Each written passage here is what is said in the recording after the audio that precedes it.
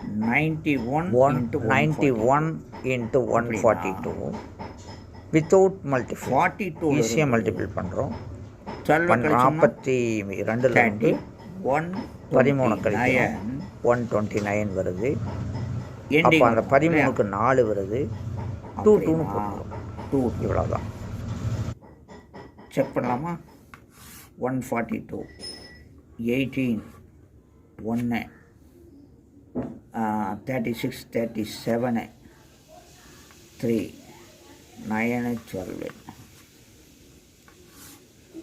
2 12 9 2 1 சரியாக வருதா?